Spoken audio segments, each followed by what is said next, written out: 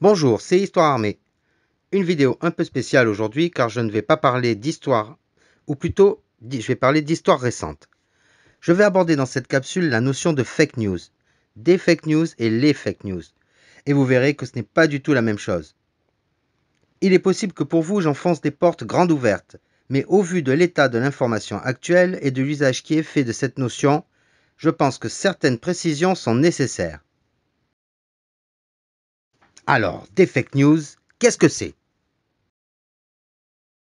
Si j'en crois l'encyclopédie hautement qualifiée et sourcée qu'est Wikipédia, les fake news naîtraient au XIXe siècle avec la création des médias de masse. Dans les journaux de l'époque, on trouvait, à la différence de notre époque, toutes sortes de nouvelles approximatives, exagérées ou totalement fausses. Le but étant, d'abord, de booster les ventes. En France, nous avons un illustre exemple en la personne de Léo Taxil, qui sévit durant la seconde moitié du XIXe. Il enchaîna tout puis son contraire, en dévoilant des complots imaginaires dans le seul but de vendre du papier.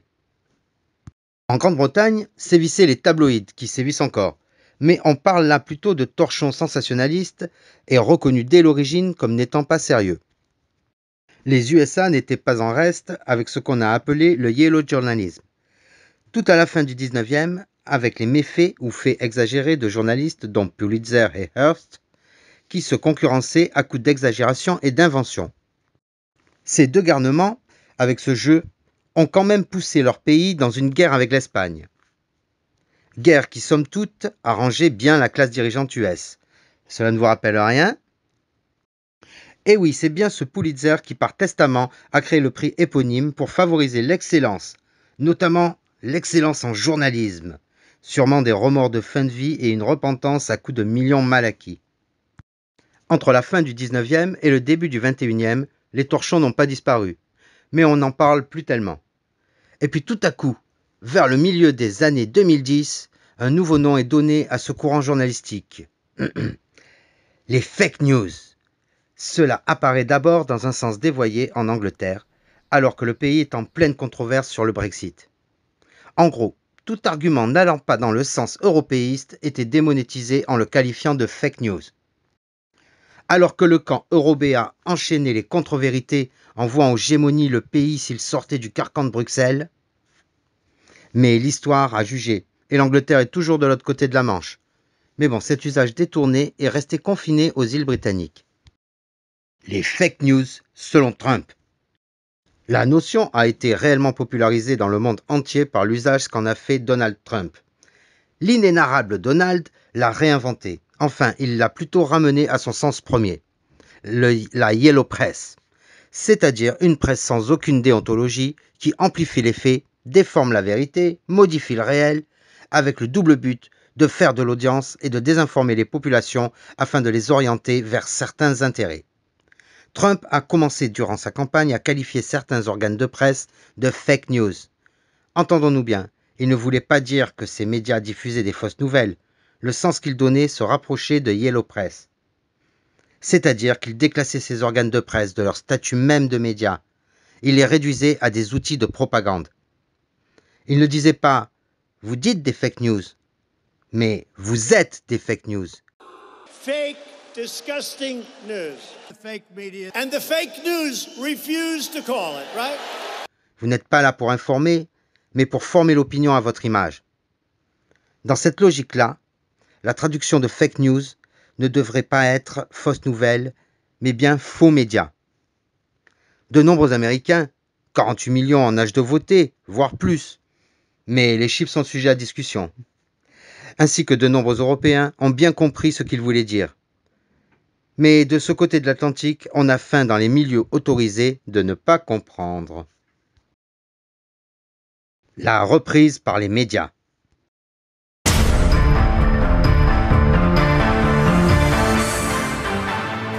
Nos bons médias, si déontologiques, ont repris la notion à leur compte, en reprenant l'acception qu'avaient pris les européistes britanniques. Feignant de ne pas comprendre ce que le président des États-Unis voulait dire, ils se sont emparés du terme fake news afin de le vider de son sens et de l'utiliser à leur profit ou au profit de leurs ayants droit, et des idées autorisées. Nous sommes donc passés de faux médias à fausses nouvelles. C'était quand même plus pratique pour les médias. Et puis quand on peut faire l'économie d'une remise en question en profondeur et en même temps avoir un nouvel outil de contrôle, c'est gagnant-gagnant. Enfin, c'est eux qui gagnent, quoi. Galvaudage de la novlangue. Donc, le travail de nos médias a bien fait effet sur cette notion de fake news, l'intégrant dans le grand dictionnaire de la novlangue. Ils l'ont neutralisé en le vidant de son sens premier, en l'inversant. Alors pour ceux qui n'auraient pas la référence, la novlangue est la langue utilisée par le pouvoir totalitaire dans le roman dystopique de George Orwell, 1984. Enfin, je dis dystopique, mais si on lit cet ouvrage avec le meilleur des mondes d'Aldous Huxley, qu'on mélange bien et qu'on saupoudre de progressisme, on obtient notre belle époque, à peu de choses près. Dans 1984, le ministère de la guerre, c'est le ministère de la paix. Le ministère de la propagande, c'est le ministère de la vérité. Vous saisissez la blague? C'est une technique éprouvée. Vous pouvez en croire l'expérience d'Orwell, qui a côtoyé de très près les staliniens.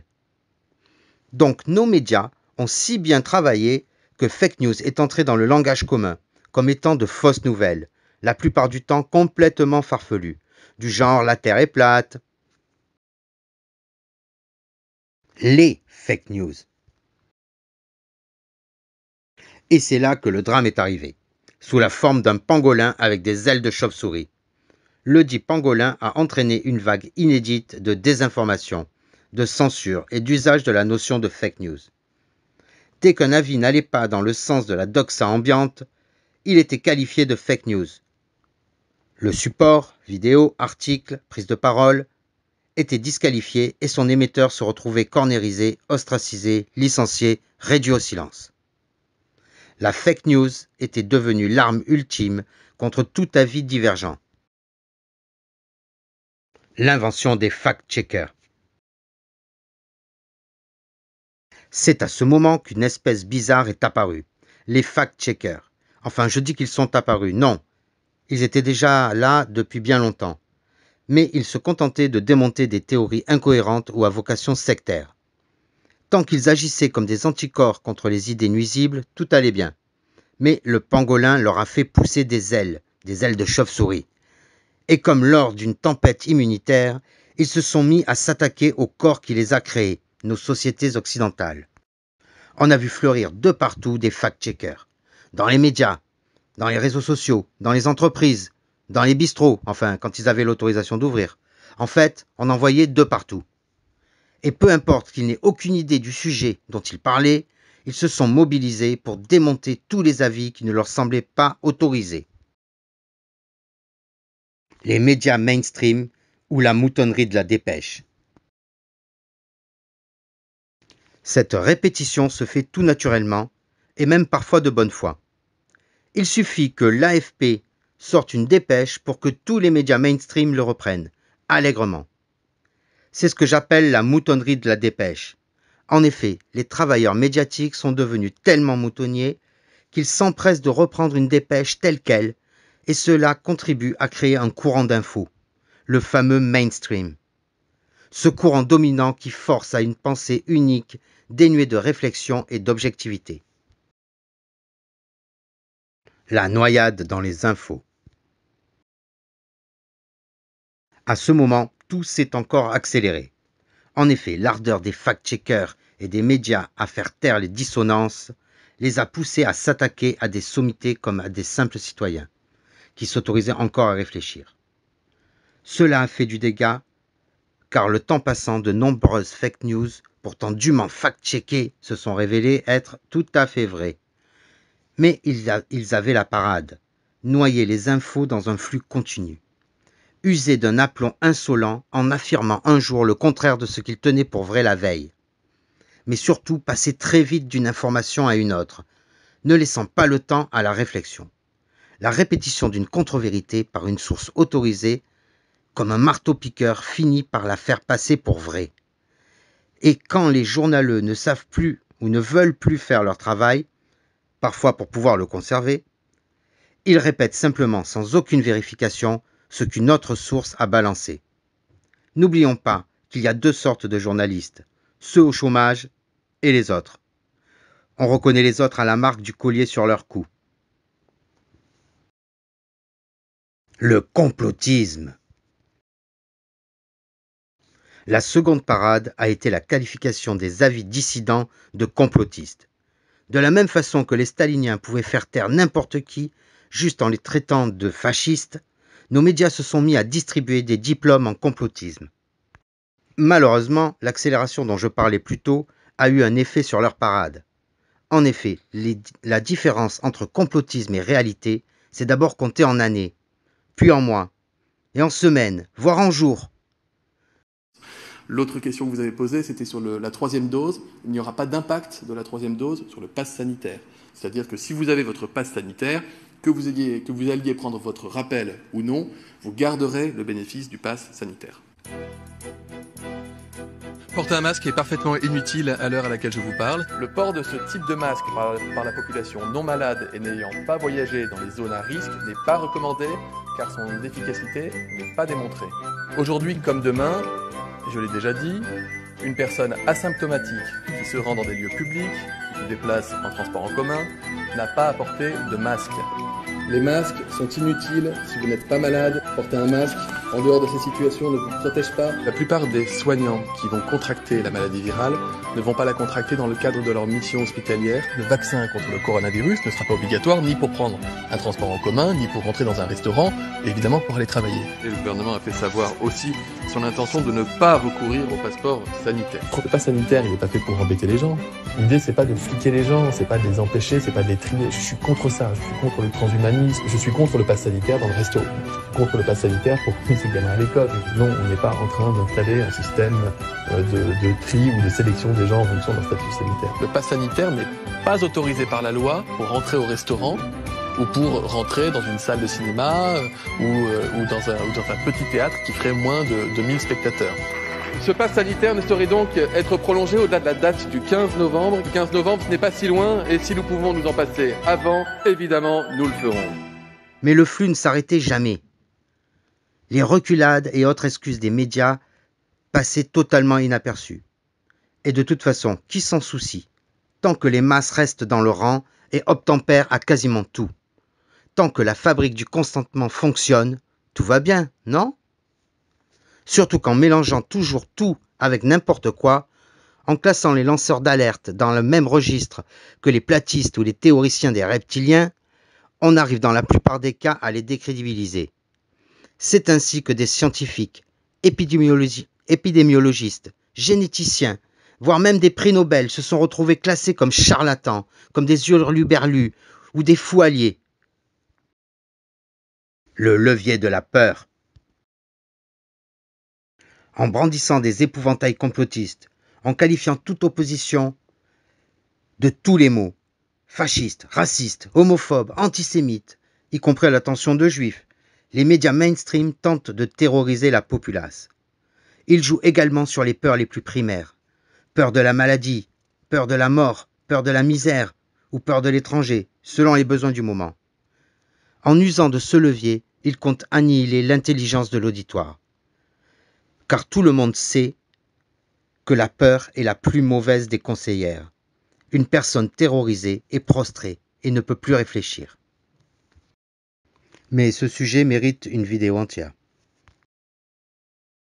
La vérité et l'intelligence. Alors vous me direz, c'est bien joli tout ça, mais qu'est-ce qu'on en fait? Eh bien, on fait comme nos anciens de l'ère des Lumières nous ont appris.